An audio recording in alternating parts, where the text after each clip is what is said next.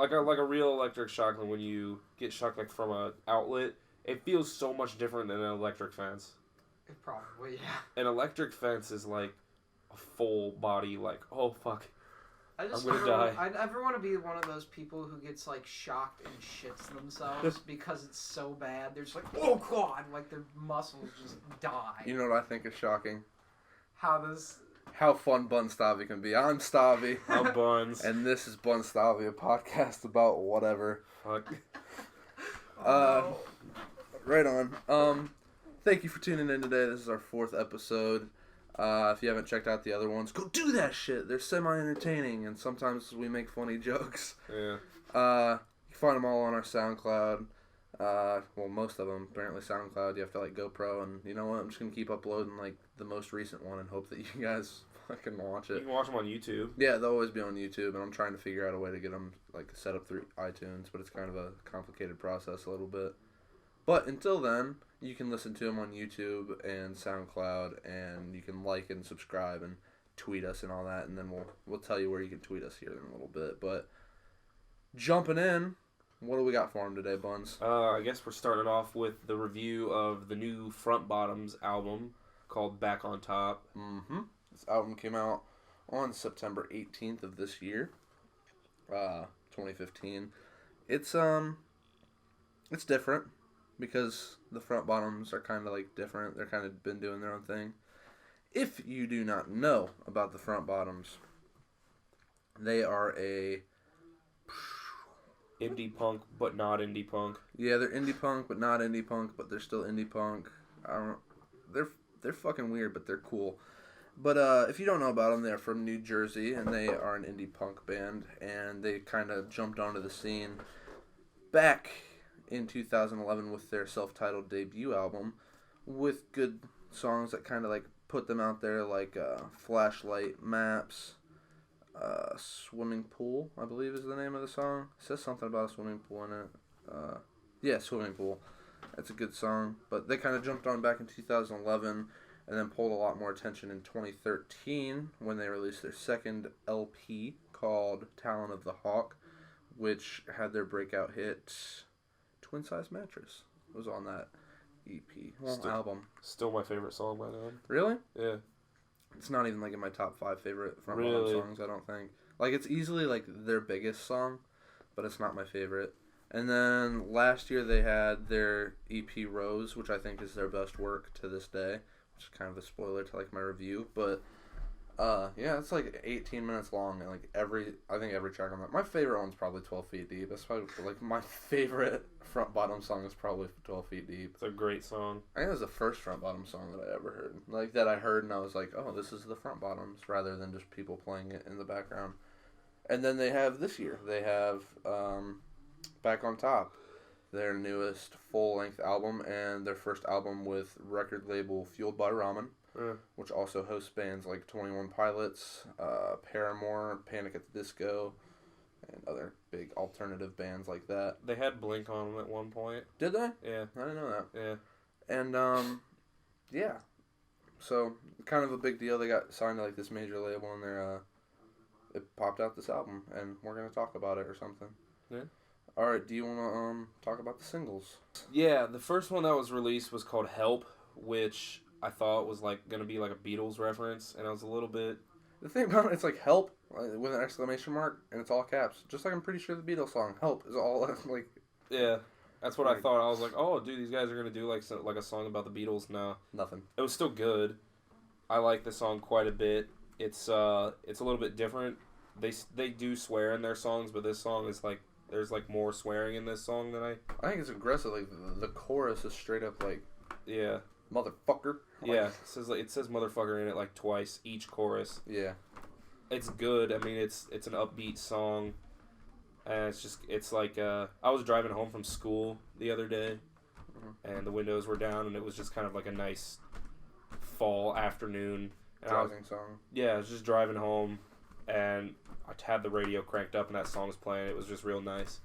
I didn't like that song when it first came out. I was like, what the fuck is this? This isn't my Front Bottoms. This isn't Rose. This isn't Talon of the Hawk. I didn't like it at all, man. Like, I mean, it's grown on me. Like, now when it plays, I'm like, Like, I enjoy, like, this is what I want, motherfucker, make it happen for me. I dig it now. Like, I get really into it now, but, like, when it first came out, I was like, I'll just keep looping Rose over and over again. But it had me worried. I was, like, really worried the album wasn't going to be good. Like, when I first heard that, I was like, oh, no. I mean, like, it's not like, at the time, I didn't think it was, like, a bad song, but I was like, man, this isn't what I, like, want from the front. I want them to, like, keep with, like, the same thing they're doing, which I think is impressive about this album is they kind of changed the direction of, like, their band a little bit, which is awesome. I always love seeing, like, progression with artists and stuff. Yeah. But, like, this album's definitely different than Talon of the Hawk and the self-titled, which is, it's cool to see. I love seeing bands, like, just kind of do their thing throughout time. Yeah. But, then the second single, I'll let you talk about. It's Laugh Till I Cry. This one, which we talked about before. Yeah, Laugh Till I Cry. That was, I'd probably say that's probably the biggest single from the album. Mm-hmm. It's personally my favorite song on the album. I actually think it's probably my favorite front bottom song, actually. You already said that it was Twin Size Mattress. You can't change your mind. Shit, you're right. You already said that. Damn, you all right. can't just change your mind. This is Bunz-Stavi. We're a serious, like, company. We're a serious hobby. Yeah. Okay, fine. It's pick one or the other. This is your chance. This is my chance. This is. Laugh Till I Cry. Laugh Till I Cry. Huh? Laugh Till I Cry is better than Twin Size Mattress, but not by much. It's better than I like it much more than Twin Size Mattress. It's very good. It's got like a lot of the album. It's got a different sound than a lot of front bottom stuff, but that's kind of what I liked about it. I do like old front bottom stuff, like quite a bit. I think it kind of fits with old front bottom stuff more than like the rest of the album. I mean, it sounds like it, but it sounds. I don't really know how to describe it in comparison to their old stuff. I think it sounds a little bit different, but I can still see how it could be the same. I feel like it could have been on like Rose or Talon of the Hawk, but it would have been like out of place on one of those albums. But on this album, it fits in like really, really well. Yeah, which is pretty tight. It's it's definitely my favorite song on the album. So that's about all I have to say about that one. And then I talked about this song back on the Wonder Years review because it was shortly after it came out and stuff, and I like it. It's probably my favorite song on the album. Yeah. It's awesome. It's just, like, the beautiful thing I think about the front bottoms is some of their lyrics make no fucking sense. No. Like, a lot of Twin Size Mattress, I have myself, like, questioning. I question a lot of their lyrics. I'm like, why do I like this? It's so bizarre, but it's so good, man. I think that's what's so cool about it. Yeah. But, what's, like, like, the DJ just threw up on the dance floor. Party's over. It's time to go. Yeah. Like, what the fuck does that mean? Yeah. Like, the rest of the song is just kind of about, like, growing up and kind of, like, getting out of that party phase. Yeah. In a way. And it's just, it's a good song, man. It's, like, it's upbeat. Like, all their music, they don't have, like, a lot of, like, woe is me sad. Like, even their sadder songs are more, like, upbeat. Yeah. Like, I know you have Twin Size Mattress, like, on a sad playlist, which I don't really understand. But I don't really know why I put it on the sad playlist. I just think it fits a little bit. I mean, I understand, but yeah, I mean, it's weird. Yeah, it's just, all their songs are like, I think that's what I like about them. Like, if I'm in a good mood, I can like just jam to the front bottoms. Or if I'm like in a sad mood, I'm like, I feel them lyrics. I feel them weird, sad lyrics. I get what you're saying, I think Ryan or Steven. What song is it that's, when I'm sad, but when I'm happy, oh God, I'm happy? It's on their first album. It's called Flashlight. That's like one of their first bigger ones. Yeah, that one, I think... It's the opening track on the first album. Oh.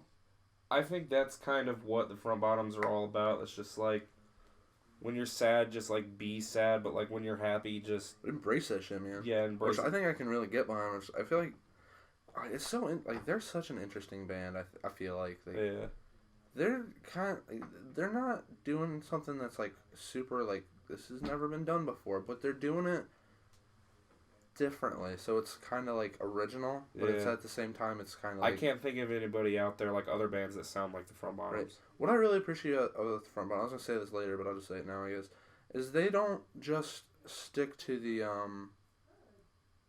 we have a guitar player, bass player, drummer, and a singer. They have like a guitar player, a bass player, a drummer, a singer that while an electric guitar plays an acoustic guitar over top as like the not lead but rhythm. But then they also have like they have trumpets, they have like tambourines going all the time. They have like a full like rather than like a normal full band, they have like a full ensemble of just like music that they can play throughout their songs, and I think that's what makes them interesting and like more fun to listen to. Yeah. Is they don't kind of stick to like the regular like this is four dudes playing some music. They have like a lot of like it's full, you know, it's like full sound. There's lots of stuff going on, but it works. It's not like confusing. Yeah. Stavi, do you want to talk a little bit about their last single before the album came out called Summer Shandy? Yeah, it's a little different. It's kind of like falls in the same style as Help rather than Laugh Till I Cry. And it's something else. It's weird. Like the chorus on it's weird. I think the song is just kind of about almost kind of like impressing somebody by kind of like putting on a little bit of a front to like get their attention. Because the song opens up and it's like says something about like you caught me doing push-ups in the bathroom before everybody else woke up, and he's like, I like the person I'm pretending to be. Like he's like grabbing this person's attention and stuff. It's a good song. It's about having the bad boy blues. So, I mean, it's a good track. I think it's from the 3 singles that were released leading up to this album. I think it's probably the weakest when it comes to like Help, which a lot of people like loved right away rather than myself, but it grew on me. And then Laugh Till I Cry is like I feel like everybody heard that and they liked it a lot because it kind of has like the old front bottom sound mixed with like this new-ish front bottom sound, which is cool. Yeah, those are like the 3 singles, and then there's a couple songs on it that were like on an EP. I don't know if it was like an EP. It was just like 4 songs. Like it was just 2 songs they put out. They put out "Cough It Out" and "West Virginia," which are both pretty solid songs. I'm not gonna go into them too much. Do you want to talk about either of those songs like in depth? I'm good. Yeah, it's pretty solid. But is there any other song? Like, what tracks off the album you want to talk about? I really like 2YL. Yeah. It's not really anything special, but it's just a pretty good song. It's happy. It's happy. Yeah. A lot of our genre is a lot of like sad shit, and it's just kind of nice to have a song that's just like happy and not about like hating yourself or hating somebody. What's that song about? What's 2YL? 2YL? Yeah, what's it about? 2YL means 2 young lovers, and it's just kind of about like chilling with the person that is like your person, I guess, like person you're affectionate about, whether it be your boyfriend, girlfriend, whatever, and just kind of like hanging out and having a little bit too much to drink and just having a good time. So, you know, it's nothing like crazy special, but it's just a good song. It's real happy. It's nice. I like it. I have a couple songs I'm going to talk about for a second. I really like the intro track called Motorcycle. And the it's not that I like the entire song. There's like the beginning of the song is just about like with our generation, along with like every generation that's ever existed, there's like things that people do as a teenager, like that are like everybody's kind of doing it, you know. And the beginning of the song kind of says something about kind of makes like a joke like being like too cool for religion and like too cool for other things. Like a lot of kids now are kind of like, yeah, I'm like doing my own, like I'm different, because like, but a lot of people are doing the same thing, and it kind of makes like a poke at like feminism in a way, like not like in a bad way, but it kind of makes like a poke at feminism, and it kind of makes a poke at like kind of doing all these things, and it's just like, oh, look at you, you angsty little guy. Like when everybody's different, everybody's the same. Yeah, so it's just kind of it's an upbeat song, but like just the opening of that song is kind of about that, and I just kind of appreciate that on the album.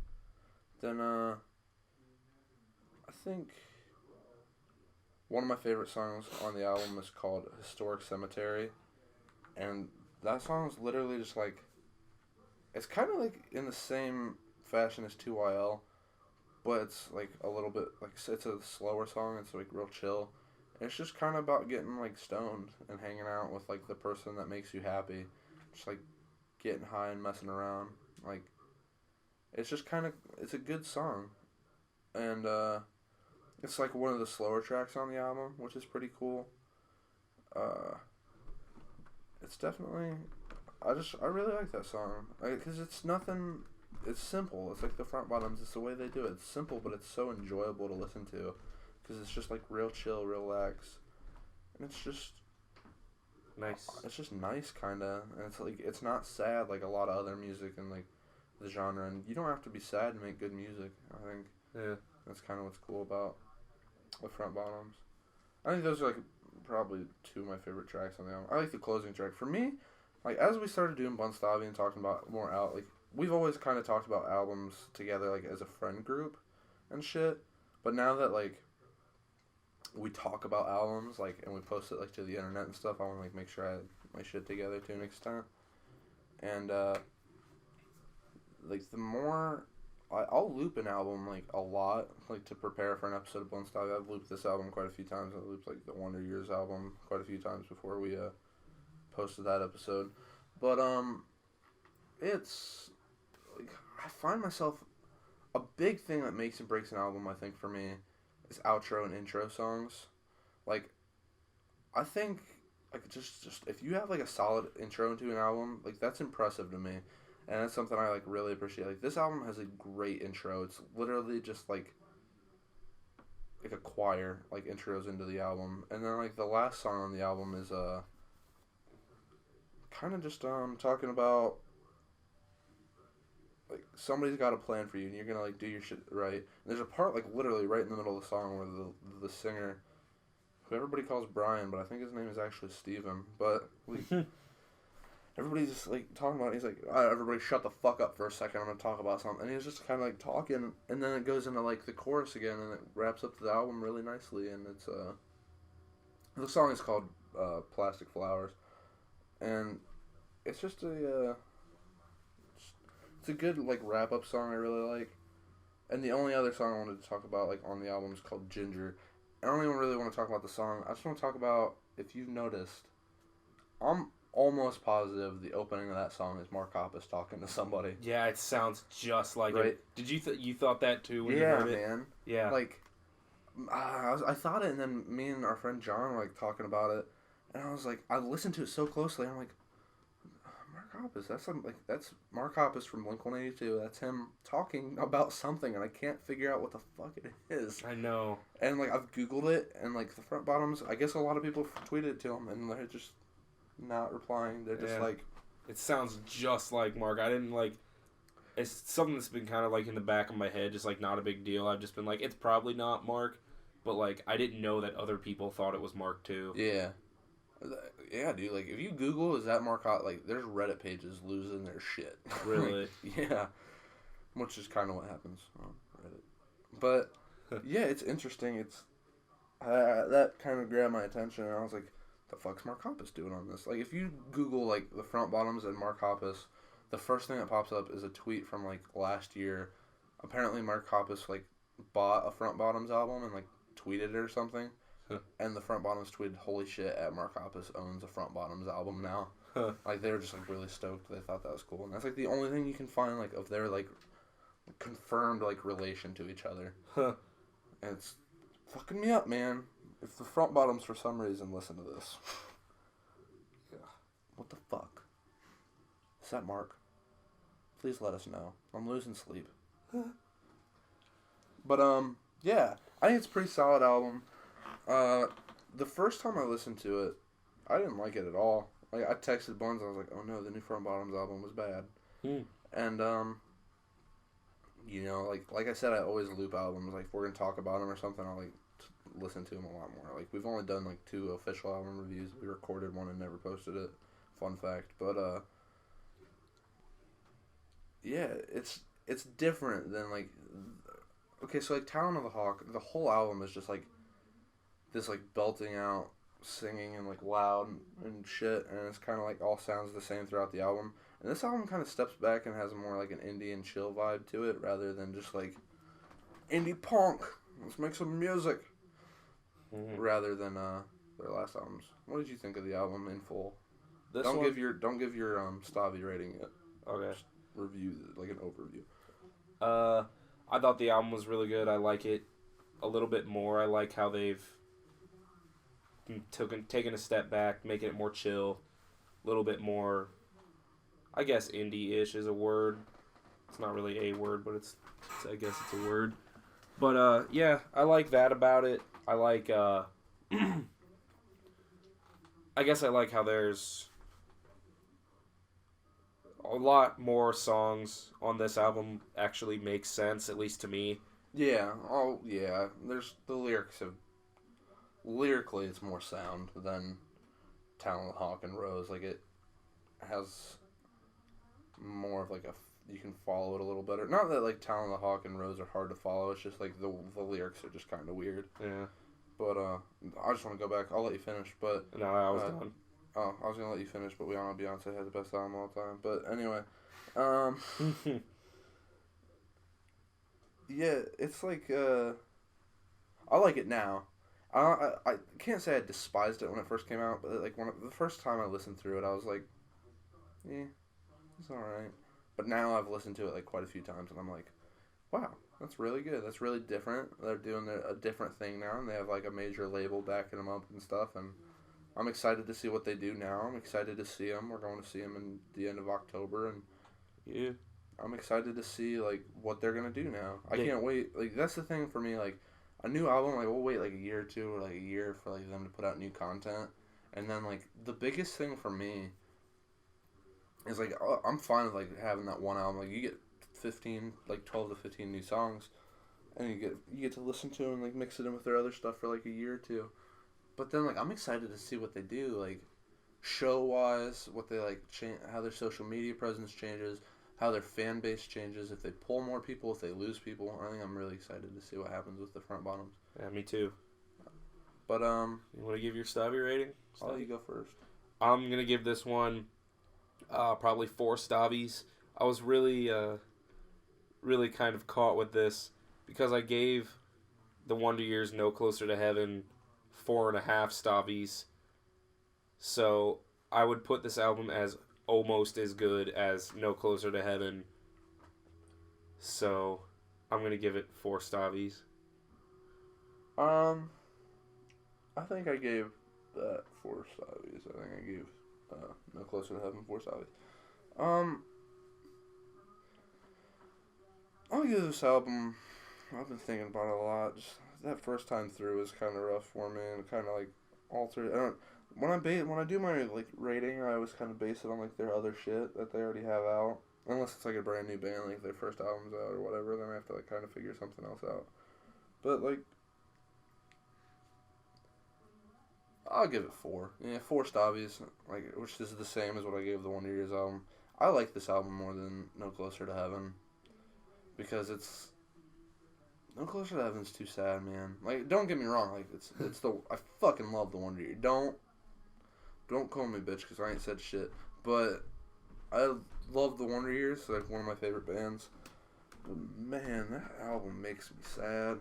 But this isn't an episode about that. This is about the front bottoms. I'll give it a 4.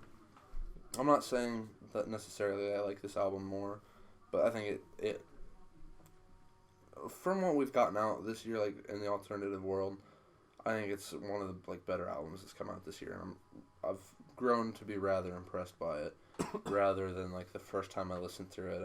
I probably if I would have listened to it that one time, moved on, I probably would have given it like a 2.5 or a 3. But it's grown on me. I really dig it. I really dig like they've stepped back and reevaluated what they're doing. Like kind of changed their sound just slightly. It's grown on me. I really enjoy it. So yeah, I'll go 4 Stavis out of 5. Cool. But yeah, that's everything about the front bottoms. Buns, you want to hit them with the recommends? Yeah.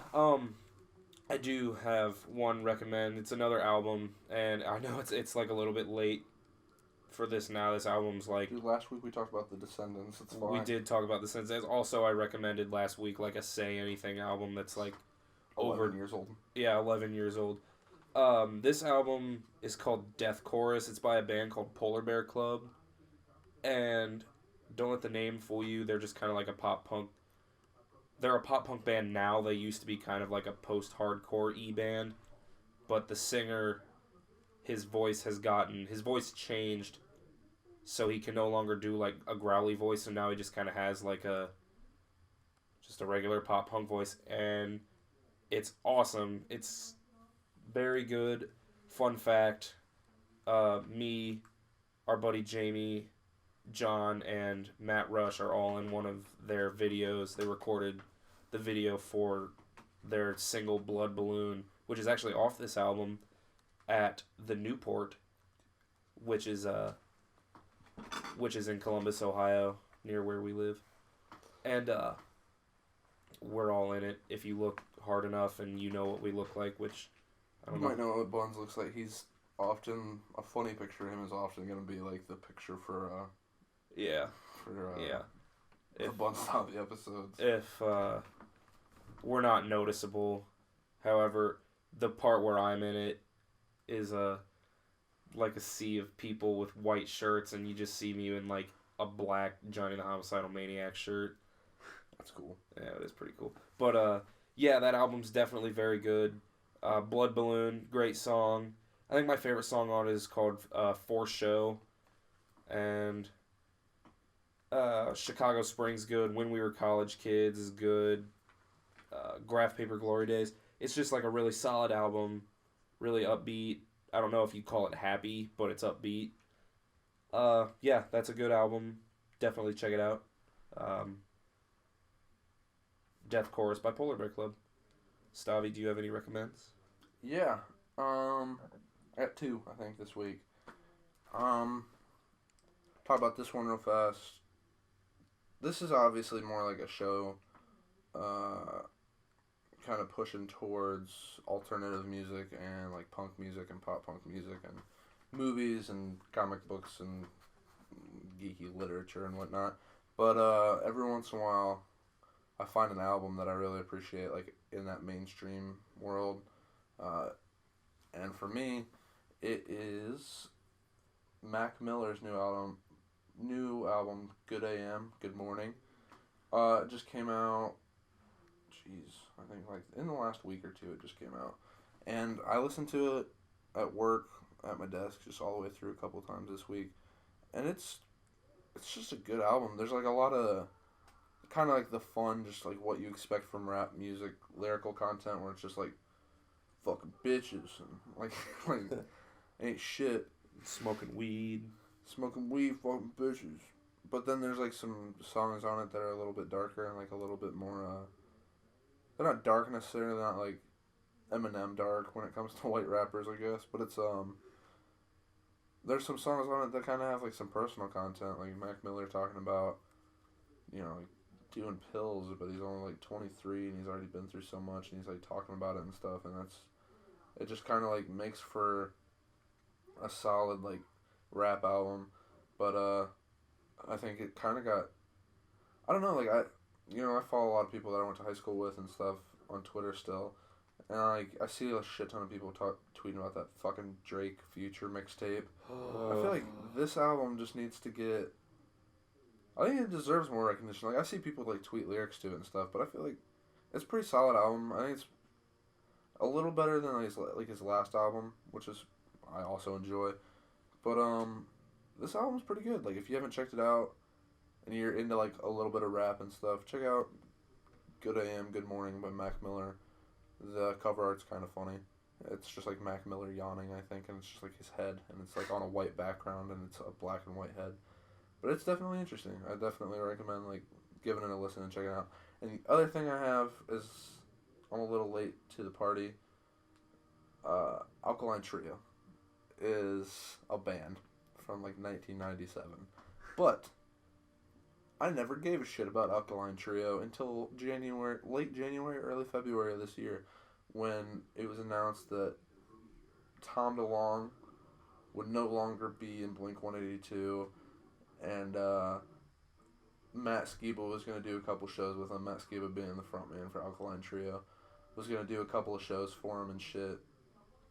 And now it seems that Blink-182 is in the studio, and they're recording with Matt Skiba. They're doing a new album. Like, we've gotten little bits of Mark tweeting from the studio and, like, a couple Instagram posts from, like, in the studio, them just, like, writing and working on music. So I was like, it's been like 8 months since it was announced that Skiba was gonna kind of like jump in with Blink for a little while, but I was like, fuck it, I might as well see what's going on with this band, Alkaline Trio. So I checked them out. A lot of their stuff is kind of weird, but a lot of their stuff is pretty good. Check out if I had like one album to recommend, it's called From Here to Infirmary. It has a song on it called Stupid Kid, and another one called Armageddon, and both of them are pretty good. And they're just good like punk tracks. Like they're not like a special band. I don't think they're doing anything that special. But they do have tracks that kind of sound Blinkish, so I can understand like why Blink has invited Matt Skiba, or maybe they're just like friends with him. And they're like, you know what? I think Matt will be like a good member of Blink. So I mean, I'm excited. Like I was kind of like, I was worried about what was going to be going on with this new Blink album and stuff, and I have no worries now. I think Mark doing his thing, Travis being there doing his thing, and the intro to Matt Skiba is definitely going to produce a good Blink album. And if you are kind of worried about this like person that a lot of people don't know about in Matt Skiba, check them out. Just like throw them on, like if you have Spotify, just throw them on and hit shuffle and just let them play some songs and shit, and see, like, let us know what you think of them and shit. But fun fact: Scott Rayner has the same birthday that I do, February 24th. That's kind of cool. It's pretty fun. I had a fun fact I was gonna share and I can't remember what it is. Yeah. But there's a lot of people that I think are like cool as hell that either are born on my birthday or born on like my family members' birthdays, which is fun. Me and Taylor Swift have the same birthday. Do you really? Yeah, December 13th. Really? Yeah. Henry Rollins, who's like my personal hero, his birthday is on the day that you fucked your jaw up. Well, got your jaw fucked up. Yeah. I'm sorry. You know what else happened on the day that I got my jaw fucked up? For those that don't know, I got punched in the head really hard and my jaw was broken. So, that fucking a Drake mixtape dropped the day that my jaw got fucked up. So it's just another reason to fucking hate February 13th. Yeah, it's just another reason to hate February 13th for me. It's also my grandma's birthday. Just another reason. But shit. Fuck you, Stavi. But yeah. I think that's all we had. Oh yeah, we can tell them what we got coming up. We got some cool projects coming up and stuff. I guess we can kind of tell them what a couple of them are. But I'll be vague about it. See if we can, like, if anybody hears this, they'll be like, I wonder what they're doing there. But next week we have like our first interview with somebody that's like not in this. It's not Bunz or Stavi or Jamie from like the Wonder Years episode. It's gonna be exciting. It's like a friend of ours that we met through the punk scene and stuff, and she's agreed to like do a quick interview with us about some stuff, which I'm really excited about. I made some friends before they got signed to a major record label. They got signed to, I don't know, I can tell you the record label, because that kind of would maybe give it away. But they got signed to a major record label earlier this year, and I just happened to like go see them and like do an interview with them for like a school project, and they've agreed to meet up with me and do an interview for Bunz-Stavi. So I'm excited about that. Then through another friend, we have another interview coming up. So we have like some cool interviews coming up rather than just me and Bunz sitting in a basement / garage talking about some shit. We have some different stuff coming up, some different content coming up to shove down your guys' throats with endless tweets and Facebook statuses. And we can't wait for you to hear it and listen to what we have to say, and we would love to listen to what you have to say. And then I think Bunz and I and Jamie are currently working on a musical project, which I'm sure we'll start. Oh, and our friend Lanigan. Lanigan is going to be, you might hear from him later when we do some horror episodes and stuff. You want to say hi real quick? Hey. That's Lanigan. That's all he gets. Don't call me Lanigan. No, you're Lanigan. If his name's not Bunz, my name's not really Stavi. You're Lanigan. Alright, his real name's Logan. But yeah, we're working on like a lot of different projects right now, and we're really excited to present them to you guys and hopefully get some feedback from you guys and all that shit. yeah, it's exciting. Oh, last thing before we close out. Happy 11th birthday to American Idiot. Came out this past week. You're right, it did. Yeah, it came out like six days ago. September 10th. September 20th. Was it? Yes. I thought it was September 10th. You fucking fake fan. Shit. Yeah, September 20th, 2004. Damn it. So, 11 years ago, like this past week, it's really exciting. So, happy birthday to American Idiot. Crazy, right? It's crazy. I was fucking 8 years old. That album, to this day, is like one of like my favorite albums. It's so good. But we don't have time to talk about that right now. But, until next time. I'm Bunz. And I am Stavi. Clever outro. Here. You want to do that again? Yeah. I think something clever to say. And just like, and I have nothing clever to say this time. Oh, I know what I'll say. This is my epilogue, dog. Until next time. I'm Bunz. I'm Stavi. Have you ever seen a Wookiee's foot? Jesus Christ.